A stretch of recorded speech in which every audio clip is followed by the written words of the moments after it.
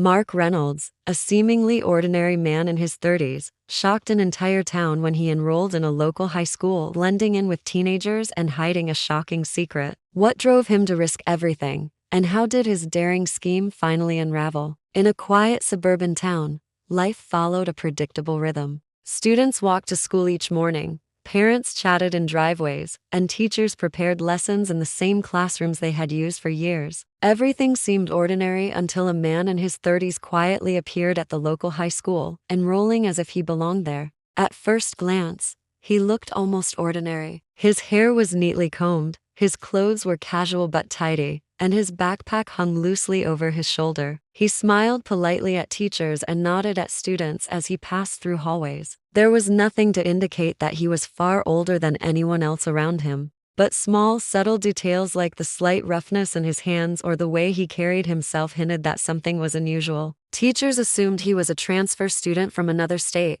and the man quickly adapted to the daily rhythm of high school life. He attended every class on time, took notes meticulously, and even participated in discussions, surprising teachers with his knowledge. His ability to answer complex questions effortlessly made him appear exceptionally bright. Students admired his confidence, though no one suspected the secret he carried. He moved among them seamlessly, laughing at jokes, joining small groups during lunch, and appearing to fit in perfectly. For weeks, it seemed as though he was just another student, though his presence quietly unsettled some staff members. Whispers began circulating among teachers and administrators. They noticed inconsistencies in his paperwork, birth certificates that didn't match state records, previous schools that left no trace, and signatures that appeared slightly off. Yet, despite these irregularities, the man managed to remain calm, never drawing attention to himself in a way that would force immediate confrontation. He seemed aware of how carefully he had to navigate the high school environment, and his behavior was deliberate, calculated, and patient. While students viewed him as a mysterious but friendly peer, the staff grew increasingly suspicious. They questioned his sudden move from another state and the gaps in his educational history. Every meeting and review of his documents added more pieces to a puzzle that seemed impossible at first glance. Yet, the man continued attending school each day, confident in his ability to blend in. He smiled, studied, and socialized, masking the fact that he was living a lie. The quiet halls of the suburban high school had never seen anything quite like this, and little did anyone know that the man's arrival was the first step in a shocking story that would soon unravel and shake the entire community. As the weeks went by, the man's presence in the high school became more noticeable, though still subtle enough to avoid immediate confrontation. He excelled in every subject he attempted, often completing assignments far ahead of his classmates. Teachers were impressed, but the gap between his skill and that of the other students began to raise questions. He seemed to understand complex concepts effortlessly, and while other students struggled to grasp lessons, he would often hand in flawless work. Some staff members began to wonder whether he was truly the age he claimed to be. His behavior, however, remained careful and controlled. He avoided after-school activities that required parental consent, and he never spoke about his family in detail. When questioned, he offered vague explanations about moving due to his parents' jobs or relocating from distant states. His story seemed plausible, but the inconsistencies in his paperwork started piling up. Teachers noticed discrepancies in previous school records, odd gaps in his academic history, and signatures that didn't match official documents. Administrative staff quietly began to investigate, trying to confirm the authenticity of his identity. Students, meanwhile, remained largely unaware of the suspicions swirling around him. To them, he was simply a slightly older, exceptionally talented peer who seemed confident and self-assured. Some admired him, some were intimidated, but none imagined the truth. Even as teachers whispered concerns in the hallways, he continued to blend in with the younger crowd, attending classes, participating in discussions, and sharing the occasional laugh during lunch breaks. His ability to act ordinary while hiding something extraordinary was both fascinating and unnerving to those who began to observe him closely. Investigators discovered small but telling inconsistencies. Birth certificates from another state didn't match federal records, previous schools left no verifiable trail, and official documents contained unusual alterations. Each new detail added weight to the growing suspicion that this was no ordinary student. The man's calm demeanor and meticulous planning had allowed him to evade scrutiny for weeks, but cracks were beginning to appear in his carefully constructed facade. The investigation revealed a man who was clever, patient, and willing to go to extreme lengths to achieve his goal. What started as quiet suspicion soon escalated into a full inquiry, setting the stage for a dramatic unraveling of a scheme that no one in the small town would soon forget. As the investigation progressed, the truth about the man's presence at the high school began to emerge. Authorities uncovered a carefully constructed web of lies and forgeries that revealed just how far he had gone to appear eligible for enrollment. His school transcripts were falsified, showing classes he had never attended and grades that exaggerated his academic achievements.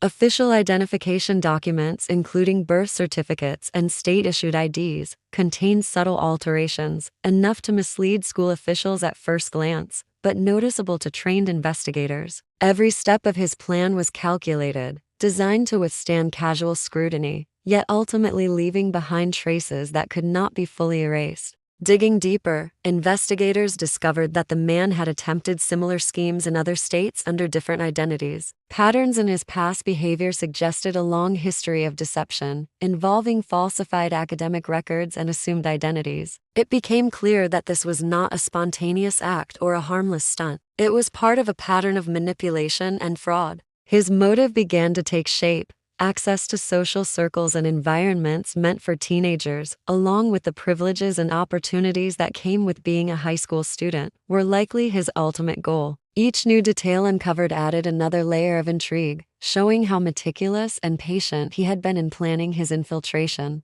School staff, initially unaware of the extent of the deception, were shocked as investigators shared their findings. Teachers realized that some of the strange anomalies they had noticed, his advanced knowledge, avoidance of parental involvement, and unusual explanations about his background, were part of a much larger scheme. Students, who had viewed him as simply a mysterious and talented peer, had unknowingly interacted with someone who had manipulated the system with precision. Security footage, attendance records, and administrative documents painted a damning picture, leaving little room for doubt. The town, once tranquil and routine, now buzzed with the news of the unfolding scandal. Parents and community members struggled to comprehend how a fully grown adult could enter a high school undetected, deceiving everyone around him. Every revelation intensified the sense of disbelief and concern. What had seemed like an odd curiosity now revealed itself as a deliberate, dangerous act. The man's carefully maintained facade was finally cracking, and it was only a matter of time before authorities moved in to confront the reality of his deception. The tension in the community was palpable, as everyone waited to see how this extraordinary and unsettling story would reach its inevitable conclusion.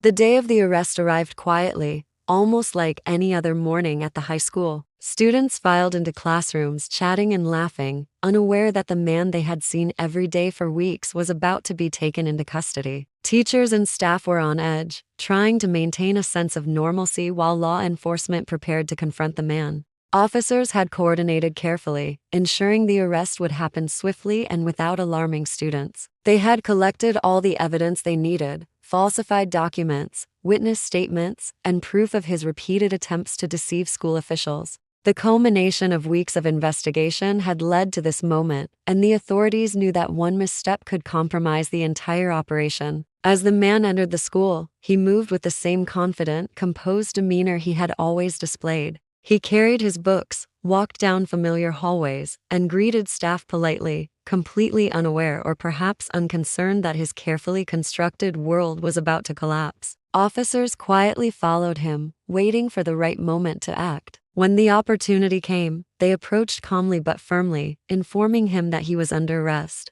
Shock rippled through the school as students and teachers realized what was happening. Confusion, disbelief, and curiosity spread quickly, leaving many struggling to reconcile the friendly, seemingly ordinary student they had known with the shocking reality of his identity. The arrest became a local sensation almost immediately. News outlets reported on the bizarre case, detailing how a fully grown man had infiltrated a high school and manipulated the system. Parents expressed outrage and concern, questioning how such a scheme could happen without being noticed sooner. School officials reviewed their processes, uncovering gaps and vulnerabilities that had allowed the man to slip through undetected. The arrest was not just a legal matter. It became a community event, with everyone eager to understand the motives and consequences behind the audacious deception. While the man was taken into custody, investigators continued to piece together his history and previous attempts at similar schemes. His calm exterior had fooled many, but the truth was now impossible to ignore. The community was left grappling with feelings of betrayal, shock, and relief. What had seemed like a strange curiosity, a man attending high school with students half his age, was revealed to be a deliberate, calculated crime. The arrest marked the turning point in the story, ensuring that the man's actions would no longer threaten the school or the trust of the community. It was a dramatic, unsettling moment that left an indelible mark on everyone involved. The courtroom was tense as the trial began, drawing attention from the town and national media alike. Inside, the man sat quietly, his demeanor calm but detached, while the evidence against him told a far more incriminating story. Prosecutors presented a mountain of documentation, including falsified transcripts, altered identification papers, and detailed accounts of his attempts to enter schools under different identities in other states. Each piece of evidence revealed the extent of his planning and deception, leaving little room for doubt about the deliberate nature of his actions. The defense argued that he had no malicious intent, framing his behavior as a misguided attempt to relive youth, but the court viewed the case as far more serious. Witnesses provided insight into the chaos and confusion his presence had caused. Teachers testified about the advanced knowledge and unusual behavior that had first raised suspicions, while school administrators detailed the discrepancies in his enrollment records. Former classmates shared their bewilderment, recounting interactions with someone they had considered a peer but who was, in reality, an adult manipulating the system. The community's sense of betrayal was palpable, and the courtroom became a place where the repercussions of his scheme were made visible to all. After several weeks of hearings, the verdict was clear. The man was found guilty on multiple counts, including fraud, identity falsification, and impersonation. The court handed down a sentence that included several years in prison and fines for the financial and emotional damage caused by his actions. Beyond the legal consequences, the story resonated as a cautionary tale about trust, deception, and the vulnerabilities in institutions that were meant to protect children and maintain order. Schools nationwide took note, reviewing their enrollment procedures to prevent similar cases from occurring in the future. The man's life behind bars was the final chapter in a saga that had stunned an entire town. Once confident and seemingly untouchable, he now faced the consequences of a plan that had seemed clever but ultimately failed. For the community, the aftermath was a mixture of relief and lingering unease. Students returned to classrooms, parents demanded stronger safeguards, and teachers reflected on the lessons learned. The story of an adult man infiltrating a high school and facing justice for his audacious scheme became a modern cautionary tale, showing how calculated deception can unravel quickly when faced with careful investigation and determined authorities. The man's attempt to live among teenagers ended in prison, leaving behind a story of curiosity, suspense, and the harsh realities of breaking the law.